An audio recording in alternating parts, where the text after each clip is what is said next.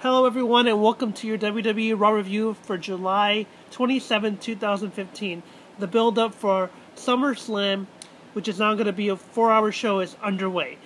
The Authority kicks off the show, which isn't something I need to see. They run down the entire program, they list a number of matches that's going to go happen, and it's wonderful and fine and dandy, but I don't really need to see them on screen. They give an opportunity for Seth Rollins, WWE World Heavyweight Champion, to talk, and he does his best heel act, and the crowd hates him, which is what is a heel supposed to do. Then Cena comes down, and Cena does his wonderful talking shtick, and I don't care for John Cena. I think the John Cena character sucks. Set aside his Make-A-Wish stuff, that's wonderful, but the John Cena character, in my personal opinion, sucks. His wrestling sucks, and that's it. What do you think of John Cena? I don't think he needs any more titles. Stick with what he's got and shut up. Cena says he wants the WWE Championship. Later on, Triple H says, Triple H and Stephanie say that for the first time ever, WWE World Heavyweight Champion Seth Rollins is going to challenge John Cena for the U.S. Championship later on in the program. That's not exciting for me, but what are you going to do? The first match is Dean Ambrose versus the Big Slow. Miz is on commentary. Dean puts up a pretty good match against the Big Show. Unfortunately, he loses by countout after getting hit with a KO punch. Later on, Big Show tries to smash him in the announcer section of the barricade, but Dean sidesteps him, so I guess that's a victory to soften the blow of the fact that he lost. What'd you think of Dean losing? Doesn't really matter at this point, because against Big Show, it doesn't matter. The next match is Neville versus Fandango.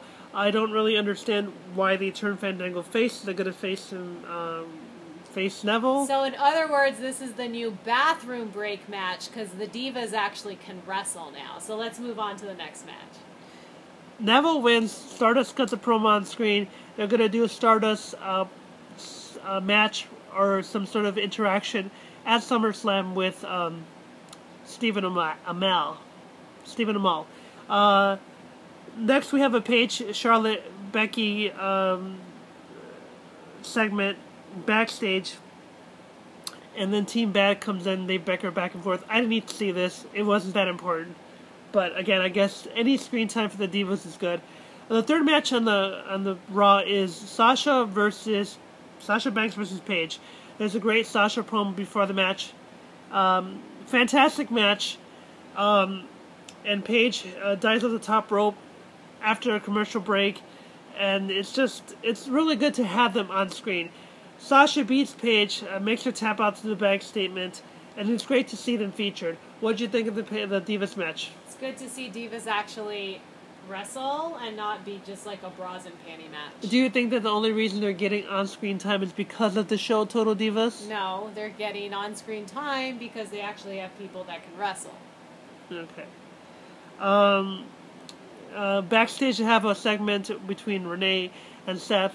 Seth cuts a good promo. He tries to, and the only reason I say this is because Seth is being put through the John Cena cycle. The John Cena cycle is, oh, you're popular? Guess what? You can't be more popular than me. Oh, wait, you're better than me in any way, shape, or form? You can't do that.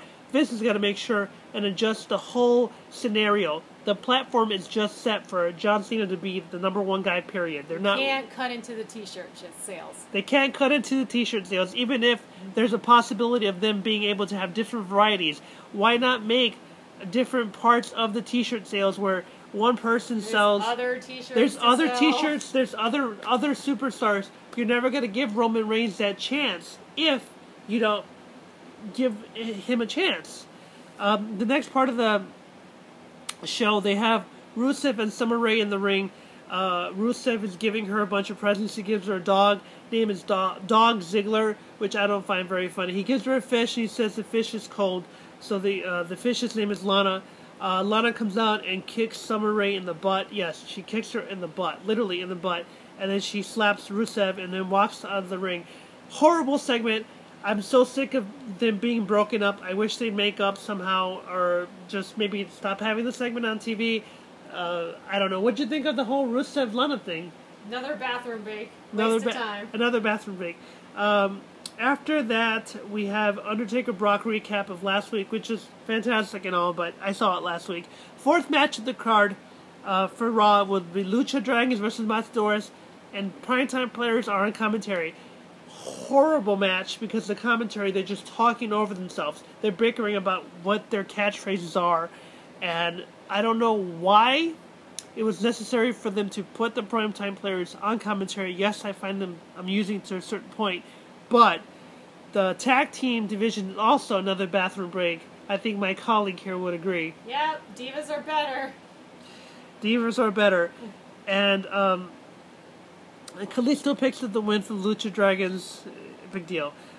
Next we have Bray Wyatt's cutting a promo. He does his same big thing about how he saved Luke Harper. Luke Harper came back to him. Luke Harper was loyal. And then he concludes the promo by saying Roman Reigns were here and he doesn't care about Dean. He's saying that Roman doesn't care about Dean.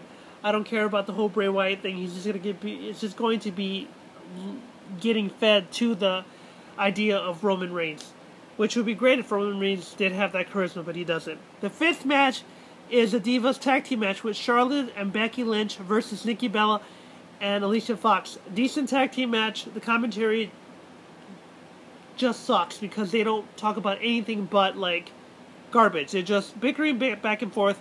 They barely call the match. They mention Total Divas like 3 or 4 times, which is the only reason they're getting airtime in my opinion. But it's good to have them on screen. What'd you think of the match? Yeah, just don't listen with the sound off. Becky Lynch wins via tap out with the disarm on Alicia Fox. Alicia Fox actually suffered a concussion. We found out later on Tuesday or Wednesday. This is to be recorded on Wednesday. That she get a concussion. Charlotte gave her a concussion. I don't know what point in the match. Becky gave Alicia Fox a concussion. I don't know what happened. But it's unfortunate for Alicia Fox. Hopefully she recovers and they don't keep her off screen like they've done with Daniel Bryan. The sixth match on Raw is Randy Orton versus Kevin Owens with Sheamus on commentary. This match was back and forth. It wasn't that exciting. It was actually too short and not exactly that fulfilling because it didn't look like Randy Orton wanted to be there. It didn't look like Kevin Owens wanted to be in the match. It was just whatever. It just wasn't special. Randy Orton wins after Kevin Owens is outside and Sheamus hits Randy Orton with the bro kick. Randy Orton wins via disqualification. Cesaro comes out to try to make the save. He gets a pop-up powerbomb on Kevin Owens. And it's basically a setup for KO and Cesaro, which is good because at least the two of them can wrestle. And we also got to have a rematch of Battleground with Sheamus and Randy Orton. There you go. That's all that was. And then we have a Cena backstage segment with Renee Young. Cena talks about being the best and defending the title with honor, and you know he's Seth Rollins is the joke. John Cena is the only flavor of ice cream. Get this right. John Cena is the only flavor of ice cream. John Cena is the vanilla flavor of ice cream. And you know what? This is the funny part. I like vanilla. I enjoy vanilla ice cream very much. But if you ask me whether or not I want strawberry some days, guess what? I like strawberry too. And if I know for a fact that I can have strawberry instead of vanilla one day, I might actually go for strawberry. Seth Rollins is my strawberry. He's a very good strawberry, and he's a very good worker. It's unfortunate that he had to have this match with John Cena. Match starts. The crowd is very pro John Cena. There's like a little squeak of John Cena sucks part. Very squeak. Very minimal. So I'm assuming that the crowd is, I don't know, a lot of kids in the crowd? I don't know. The match is pretty crappy, except for the part where they have a brief exchange in the middle of the ring. Seth hits John Cena with his beautiful architect knee and breaks his nose. Immediately, the camera pans over and you see a gush of blood coming, just spilling out of John Cena's beautiful money marketing face. And then the announcers just say, "Oh my God, John Cena's so tough. Look at him keep on going with the messed up nose." But nobody on that announcing crew was reminded that Triple H, a guy who I do not like, but is way tougher than John Cena, finished the match after his quadricep muscle detached from his bone. He was wrestling on one leg and he still finished the match. So John Cena isn't tough. John Cena's garbage. John Cena wins by making WWE Champion Seth Rollins tap out. Yes, they're making John Cena WWE Champion again at SummerSlam, and that's disappointing. 4-hour show at SummerSlam. It's probably going to suck.